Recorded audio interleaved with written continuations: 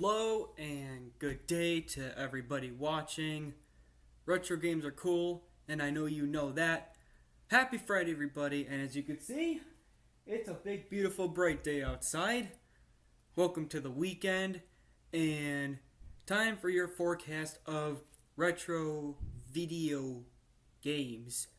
Now, between the 16-bit war of the 90s, between the Sega Genesis and Super Nintendo, which one do you guys prefer? Strangely enough, younger me would lean towards more Super Nintendo. I used to be obsessed with Super Mario when I was in middle school. That's all I would think about sometimes, just getting to play those old Mario games.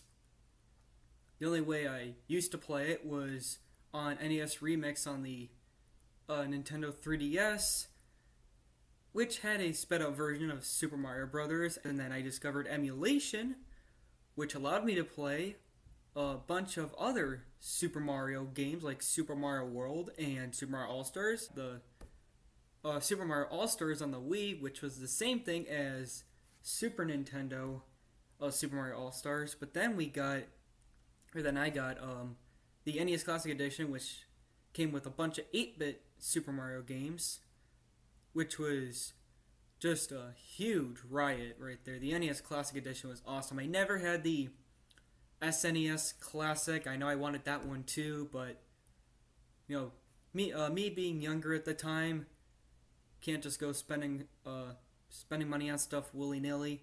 Even today, still gotta be careful what you spend on. Also, if the Super Nintendo is having problems, like if there are dying units out there, which reportedly there have been, please let me know.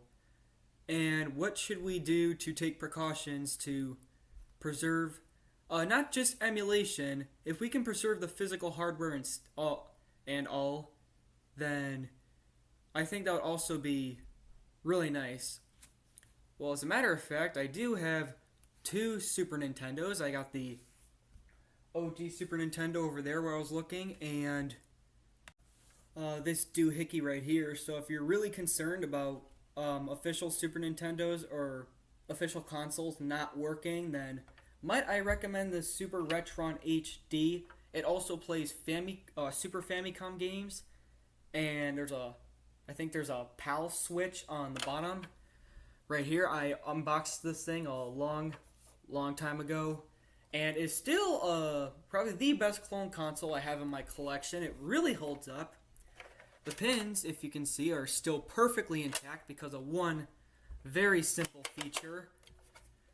And gotta say, the eject button is a huge lifesaver when it comes to these type of consoles, so you don't damage the pins. But what are we doing here today, you might ask? We are going to go over the Super Nintendo Collection, and I have a few Super Famicom games as well to discuss. We got New Adventure Island, a very straightforward platformer, a continuation of the Adventure Island series. They made 3 on the North American NES. Another one, kind of surprise, there's actually a 4th one on the Famicom. They made New Adventure Island on the TurboGrafx 16. They made a sequel to this game on the Super Nintendo, and we have this one right here, which is a very affordable game. This one gets a lot of shade just for being very straightforward, not very impressive to a lot. I kind of like this game. I like the straightforwardness here. It's a very simple platformer. The Mode 7 cutscenes are very impressive, especially where he gets eaten by the whale. I really like that one. A little creepy too, but soon after that, you're inside the whale. There's upbeat music playing and a bunch of puffy seals just smiling away. Yeah, no, it's fine. But beside the point, great platformer overall, in my opinion. So please check this one out. Not expensive at all. To my surprise, a game that looks like it would have been released in 1991. This definitely looks like a launch title for the Super Nintendo, but it was actually released in 1997. This is Taito's Arkanoid Do It Again. If you don't know who Do is, that's the main villain of the game. Easter Island head, like those Moai heads you see in Gradius, almost. I love me some Arkanoid. They took the simple breakout concept of ball busting block games and added power ups. Even ones where you can just skip the entire level, which are just great. The bosses are pretty intense. The music makes these bosses like, I mean, I know it doesn't sound very interesting where you're just hitting the ball back and forth, but trust me, the bosses do get pretty crazy. Mode 7 intro, because Super Nintendo, and why not? Very, very Super Nintendo game right here, if you catch my drift. But another one I overall recommend checking it out. It is a very solid game and a pretty solid entry in the Arkanoid series. At one point when I first started Super Nintendo collecting, I bought a bunch of sports games to just have as filler titles, and I sold most of those off. There were only like a few games, but one of them I did keep because I thought it was a genuinely decent game. And another one that does get shade, but another one I think that is actually pretty solid. This is Baseball Simulator 1000, or should I say Super Baseball Simulator 1000. It's Super Nintendo, damn it. We gotta have that Super in there. My only real complaint about this game is batting is a bit weird. I mean, but at the same time, I've played enough baseball games on older consoles to say that I think the batting's always going to be weird because you always got to aim the bat like with the D-pad and you got to position your batter. And more times than not, if you get a good hit, the other player will catch the ball on impact. Like, ball will not even bounce on the ground and they'll just be right there ready to catch it. So, typical stuff an older baseball game does have. But, again, this one does get some shade, and another one I disagree with because despite its imperfections, I think it is a pretty solid game on the Super Nintendo as a baseball title. Probably the only game I have by Culture Brain so far. The power-ups are also really cool. You do get power-ups in this game, like super pitches and power up your batters. Kind of like Super Baseball 2020, but going back down to the basics of baseball. Does it play well as a simulator game? Again, I'm going to leave that up to you guys. Please tell me what you think. Now, if you guys thought those were solid titles, get ready for some absolute must-haves, starting with Super Castlevania 4. Just a horror classic, bona fide, probably one of the absolute best Castlevanias you can play. Would I put it over Rondo of Blood and Castlevania Bloodlines? I don't know. But, you know, I gotta say, I am speechless. I'm literally speechless at how good this game is. I first played it on the Castlevania Anniversary Collection a few years ago. It's one of those games where this is like, oh, it's there. You played it first, but then you get into it and you play it more and more. And I think some of the best type of games are like that, where they just don't grab you at first, but then you keep playing them, and then you really start to enjoy them. You find things like that one boss battle where the whole background is moving on that dance floor, and the fucking rotating tower and spinning tower. And wow, did they do... I mean, talk about a game that absolutely screams Super Nintendo. And I know I say that a lot, but this game is bona fide strictly for Super Nintendo.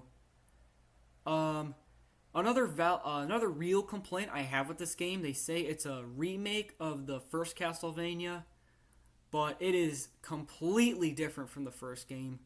Completely different music, with the exception of the classic tunes they bring back. But take out the part where they say it's a remake and just make this a sequel, and I think we're set for probably the absolute best Castlevania game ever made, other than Symphony of the Night and maybe Rondo of Blood, by popular opinion. But guys, I cannot stress this enough. If you haven't played this game, I said it in the Neo Geo video, I'll say it again. Stop what you're doing right now and go play this. You have to play it right now, whether it's emulator, Castlevania Anniversary Collection, or dig out your old Super Nintendo collection, just give this a play. It's absolutely probably maybe the best Super Nintendo game ever made, in my opinion. But, or is it? Everybody, round of applause for another game that gets so much heat, but I don't care because I love it and I think it's a very solid shooter. Darius Twin, the only Darius game I have for the stash so far.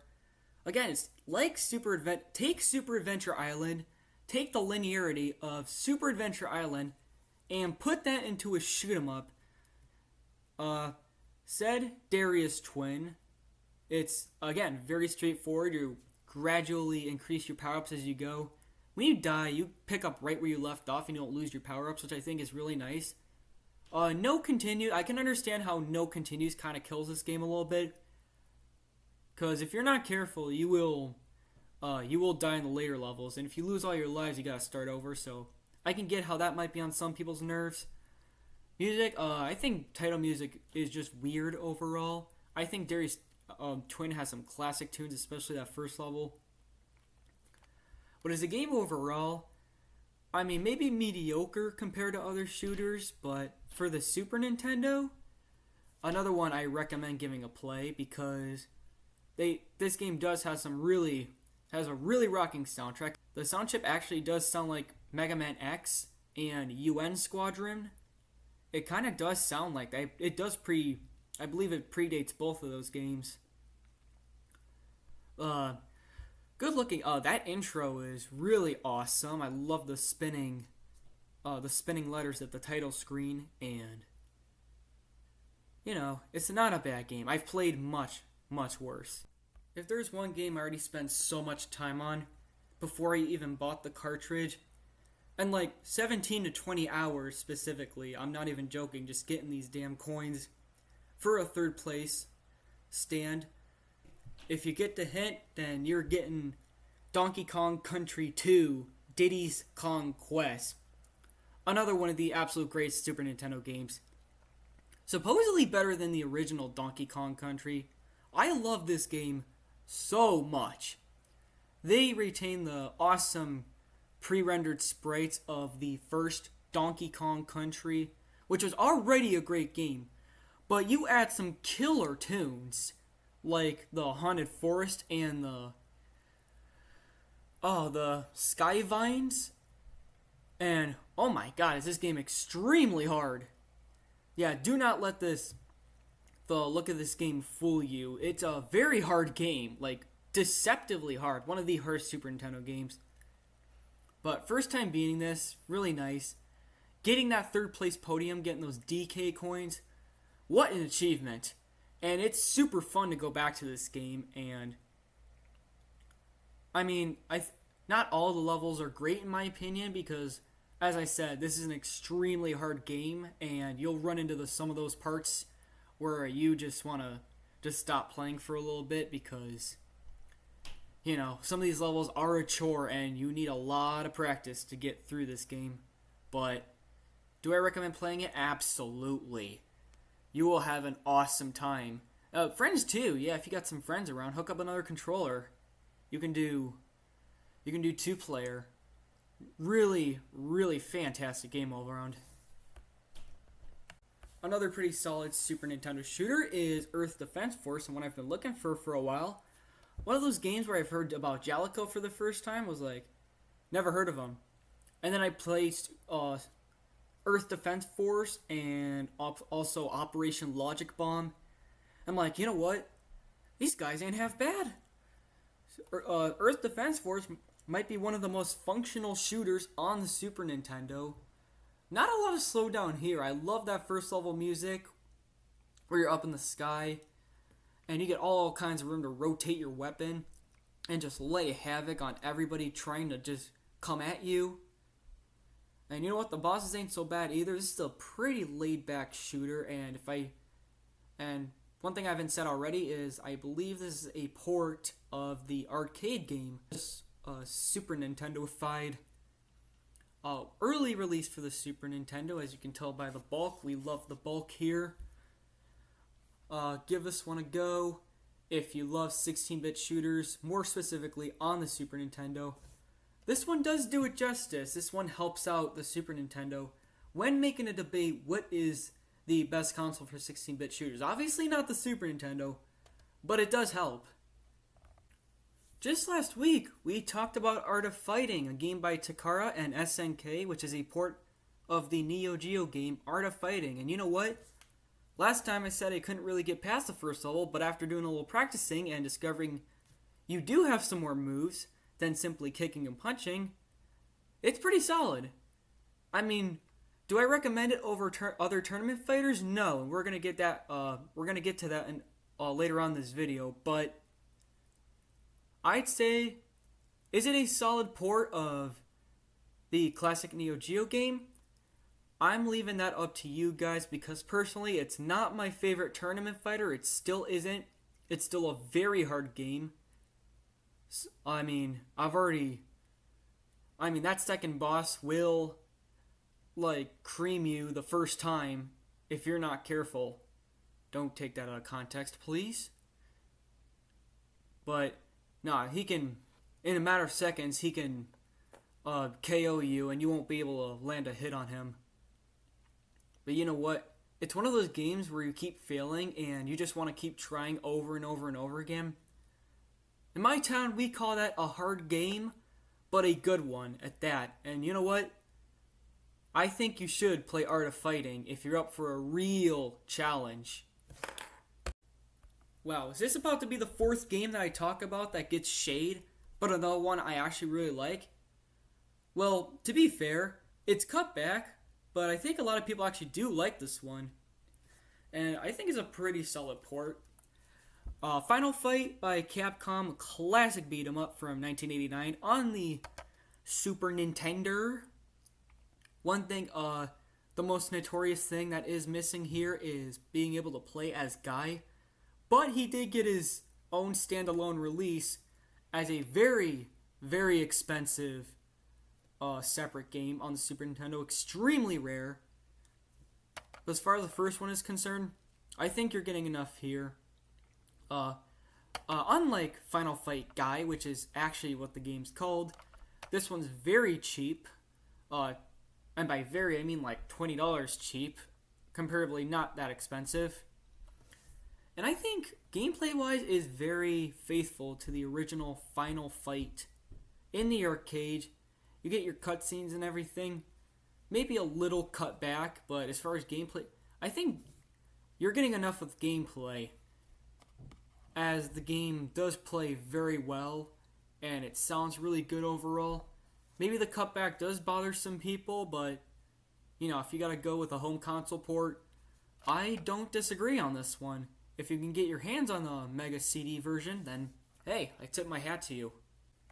Now, I've already said that Donkey Kong Country 2 is a very hard game, but at least you only have to beat that one once. How about an even harder game where you have to beat it twice to complete the game? I'm talking about Super Ghouls and Ghosts. Yes, and that horrible habit they have of making you beat the game twice. The only time I beat a Ghouls and Ghosts game was the original arcade version emulated. And even then, going back to that first level, I did not know what to do to keep progressing. I think I made it through the game twice and it just kept looping me back at the castle. But if we're talking home console ports, just trying to get through the game once is such a hassle. Is it a good game? Yes. Super Nintendo is notorious for slowdown, and this is one of the games that does slow down, but starting to think here, just thinking out loud, maybe people aren't bothered by the slowdown here because it gives them more time to react, because if this was more fast-paced, it would be nearly impossible. It's a very hard game, as I said. But they took the Ghouls and Ghosts formula, and honestly wouldn't mind if they just put the arcade version on here. I love the original arcade version. But making it an original game here, if you're a huge fan of Ghouls and Ghosts, yes. I'm going to have to say yes on this one. Please check it out. People say that Gradius 3 is probably the best shoot 'em up on the Super Nintendo. But when you compare it to Darius Twin and Super Earth Defense Force, in terms of how much each of those games slow down, they still choose Gradius 3 even though it slows down way more. Another arcade board here by Konami. And yes, I think it is a solid game overall. I think they did a fairly good job with this one, bringing the Gradius 3 home to the Super Nintendo. It does have an excellent soundtrack and awesome looking graphics. Launch title for the Super Nintendo, actually, speaking of early games. But it slows down so much in level 2. There slows down so much in other areas where it's like, people say like Super Nintendo isn't really a solid platform for shooters, and they look to Gradius 3 when this one slows down so much. I think this game initially got a ton of backlash when it first came out for all that slowdown. But did it deserve it though? Without the slowdown, it is a pretty solid game. And one you could pick up relatively easy. So maybe the backlash on Gradius 3 is a little harsh, but everything else they did right. The power-up system, the customizable power-ups is a great add-on to the Gradius series. If Art of Fighting is not your thing for tournament fighters, check out Killer Instinct, the only color cartridge I have at the moment. And this is the black cartridge, which looks really sweet with that awesome Super Nintendo artwork right here. I might have just picked this up for the two reasons: cartridge alone and game by Rare Entertainment, or Rare Entertainment. And yes, they also worked on the Donkey Kong Country series, so... Oh, and something else. Pre-rendered sprites. How do you like that? Whew. Depending. So, Killer Instinct is definitely a top 5 tournament fighter for the Super Nintendo for multiple reasons. The graphics look awesome. Solid soundtrack. I think the cutscenes where you're about to go up against characters with those, they get their stock images with the Versus logo, and it looks a bit kind of squished and it looks really silly. But that's just nitpicking right there. The game plays extremely well. You could try different characters pretty easy. I think each of them have their kind of own pick up and play, to where you don't really need to play the game a whole lot to kind of understand how to play it. It's not like playing Art of Fighting or Tekken where you really need practice. You can just kind of pick this one up and play it. It's one of these games. And I think it's really generous that whenever a game does that, you don't have to, there's no big curveball. And yes, over time, you're gonna learn what the characters are and how they interact. And yeah, Killer Instinct. It's a classic. Alright guys, if we're being honest here, video's going on for a little bit now. I thought I was gonna get through all of them in one video. We're just about halfway through the collection, and we will get to the Super Famicom portion of the collection, but I'm gonna go over one more for right now. And how about this? We will make this a two-parter video, so each of them isn't running as long. So this will be part 1 of the collection, and then we'll get to part 2, and oh boy, wait till you see the NES collection.